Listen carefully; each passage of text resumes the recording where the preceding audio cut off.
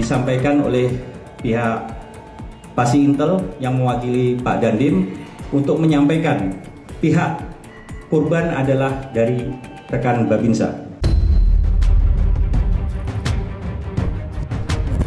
Habit, karena yang istri polisi ini kan digodain itu 3 Juli 2024. Jadi nggak mungkin 3 Juli itu Fadel itu nggak tahu kalau kondisi Loli itu sedang berbadan 2.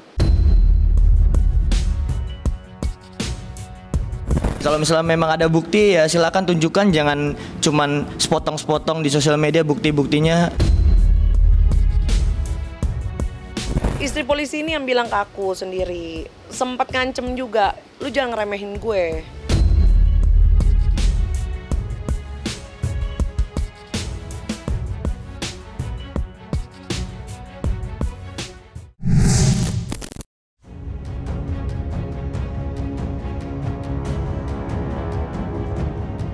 Nama Fadel Bajide seakan tidak ada habisnya membuat heboh jagat maya.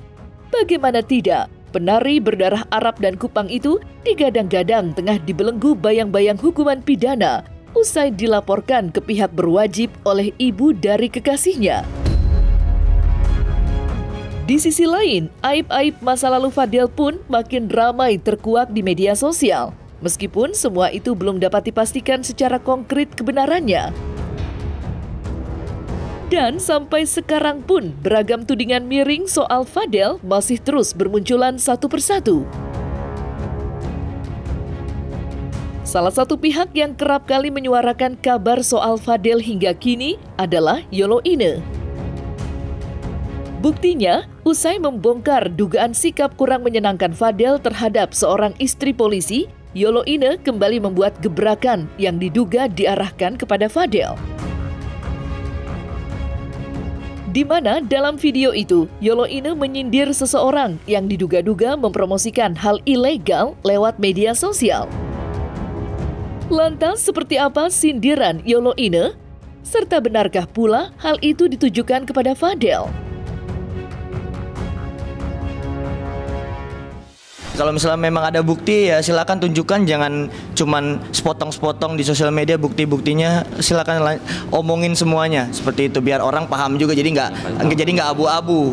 Ya, jadi betul kalau si Fadel itu flirting lah ke istri polisi, baik dari chat sama mungkin kayaknya pernah ketemu deh beberapa kali, tapi ketahuan sama Loli terus dimaki-maki sama Loli. Padahal ceweknya ini juga nggak nanggepin banget, si Fadelnya yang memang minta pap, minta foto gitu loh, ngepap gitu.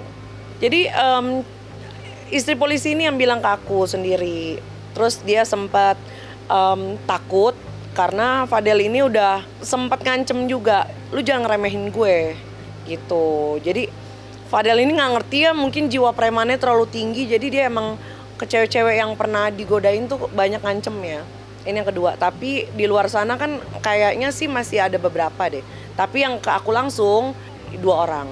Kondisi sekarang Loli aman, terkendali pastinya, gak ada yang berani nyenggol kalau dekat gua, baik-baik aja. Itu sih, karena aman banget. Makanya dia mau sama gua terus karena aman, di Jakarta ini aman gua. Kita di sini bodo amatin orang-orang yang nge-head, ya fokus sama diri gua aja. Gua ada kompetisi gua ikut, gua ada bawa nama Indonesia nanti gua ikut, seperti itu. Habit, karena yang istri polisi ini kan digodain itu 3 Juli 2024. Sedangkan Niki itu dapat kabar bahwa Loli hamil itu akhir Juni. Jadi nggak mungkin 3 Juli itu Fadel itu nggak tahu kalau kondisi Loli itu sedang berbadan 2.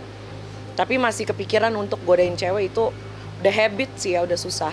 Gue unstoppable, gak bakal ada yang bisa ngalahin gue. Insya Allah, bismillahirrahmanirrahim, gue bisa ngalahin lu semua. Itu.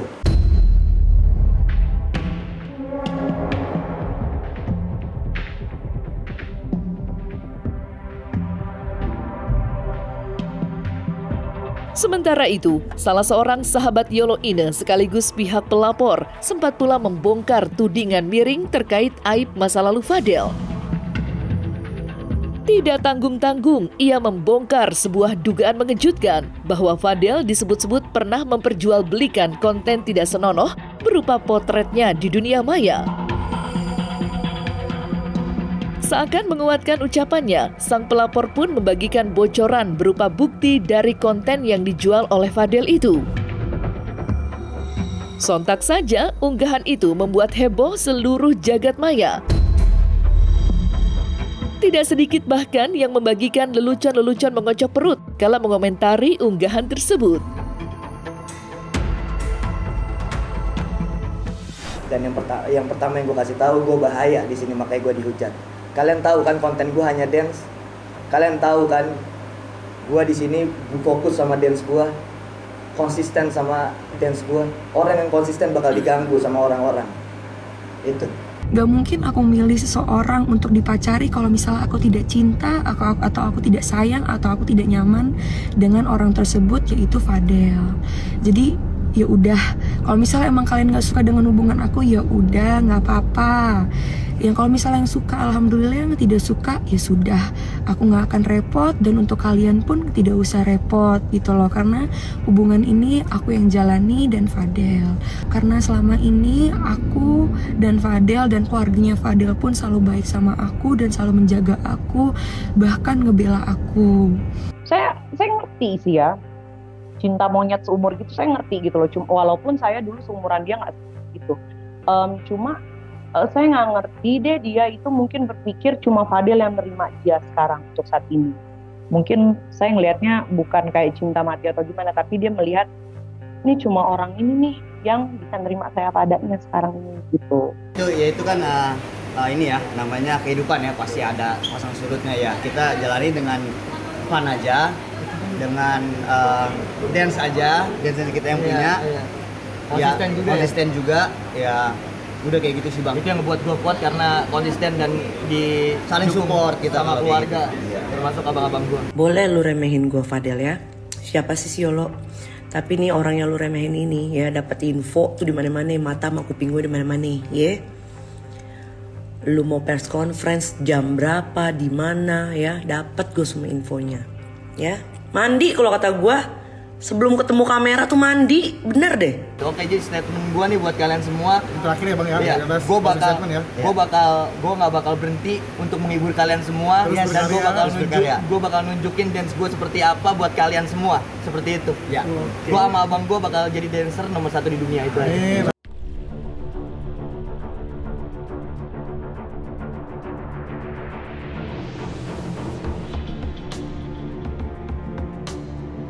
Sebelumnya, Fadel Bajide sendiri sempat pula dideru badai hujatan di media sosial. Usai Yolo Ine membongkar perlakuannya yang diduga-duga memperlakukan Loli layaknya ATM berjalan, di mana semua pemasukan hasil kerja keras Loli habis dikuasai semua olehnya. Parahnya, Fadel diduga menggunakan uang penghasilan Loli itu untuk membiayai keperluannya menuntut ilmu di perguruan tinggi. Selain itu pula, Fadel diduga meminta dibelikan konsol permainan bernilai belasan juta rupiah. Dugaan-dugaan itu sendiri diucapkan oleh Cindy Claudia, selaku salah satu kerabat Loli. Merasa tak terima dengan beredarnya kabar itu, Fadel pun membantah semuanya dalam sebuah konferensi pers bersama sang kuasa hukum. Akan tetapi, hal itu nampak belum cukup meyakinkan netizen. Entah apa yang sebenarnya terjadi. Mana yang fakta, mana yang fiktif, masih melabur satu menjadi misteri.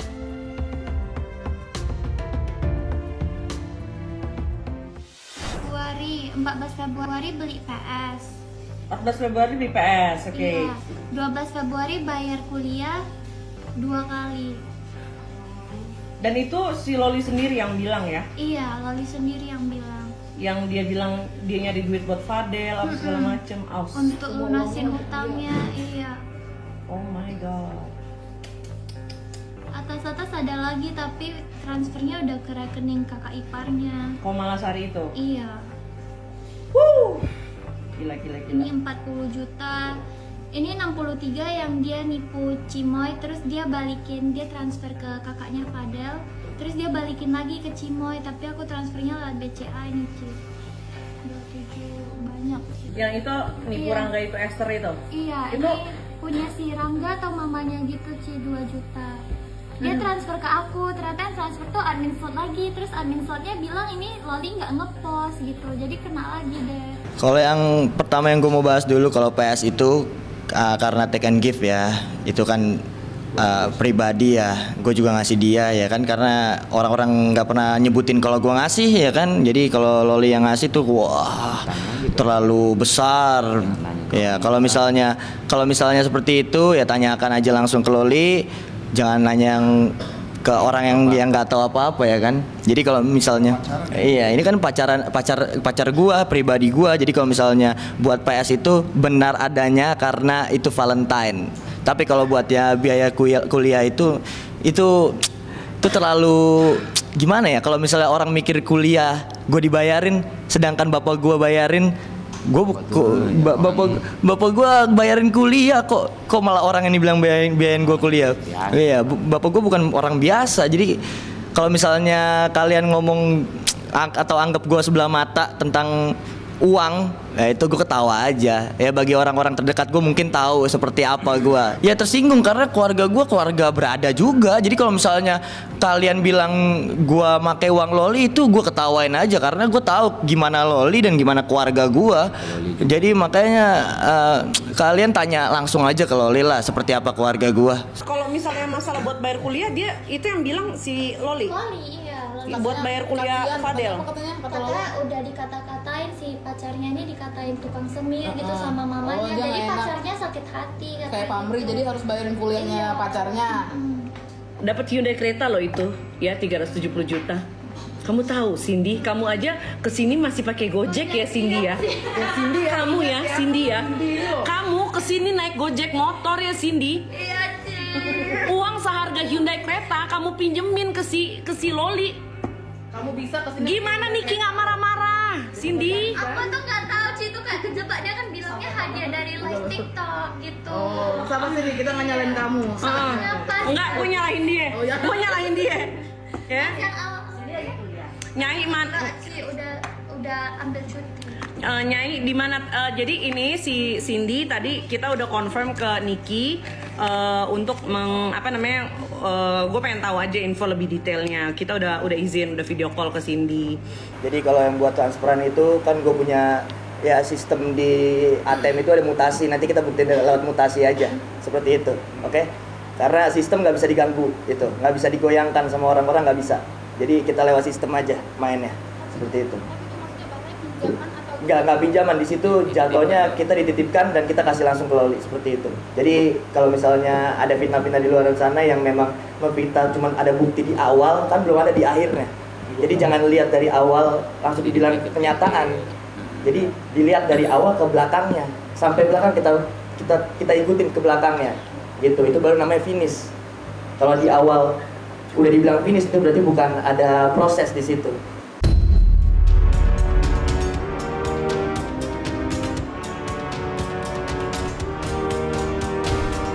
Terlepas dari semua huru-hara yang kini ramai mencuri perhatian jutaan pasang mata, sosok Fadel Bajide sendiri sejatinya pernah berurusan dengan hukum sebelumnya. Di mana pada bulan Oktober tahun 2023 silam, Fadel beserta kedua kakaknya yakni Martin dan Bintang harus diamankan pihak aparat berwajib lantaran diduga melakukan tindak kekerasan terhadap salah satu anggota Babinsa TNI. Menariknya, meski terancam hukuman bui hingga 15 tahun lamanya, Fadel serta kedua kakaknya dapat bebas dari kurungan penjara lewat upaya restoratif justice. Untuk itu, ia pun mengucapkan permintaan maaf kepada sang korban, yakni Babinsa Alex Edison. Kala itu, Fadel pun mengaku kapok dan berpesan kepada masyarakat luas untuk senantiasa menjaga ledakan amarah agar terhindar dari polemik yang sama dengan dirinya.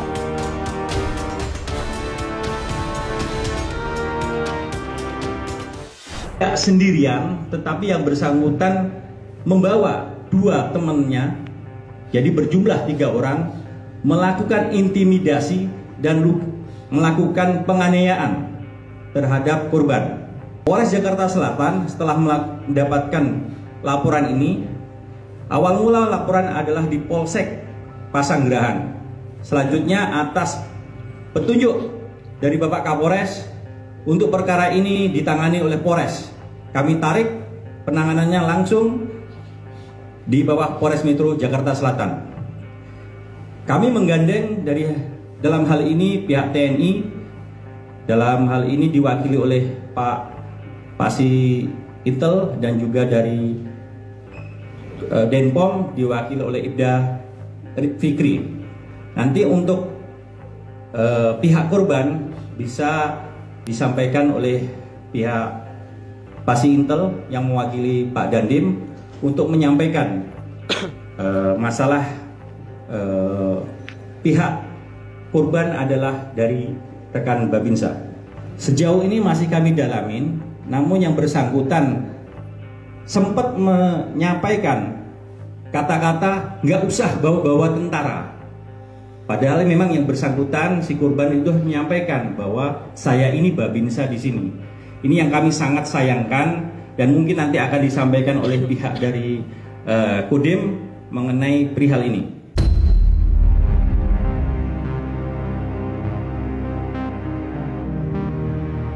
Nah, selesai sudah Cumi Lovers, saksikan terus Cumi Camp In-Depth, kabar lengkap, mendalam, dan akurat dari narasumber terpercaya. Dan jangan lupa untuk like, subscribe, dan juga share channel YouTube Cumi Cumi.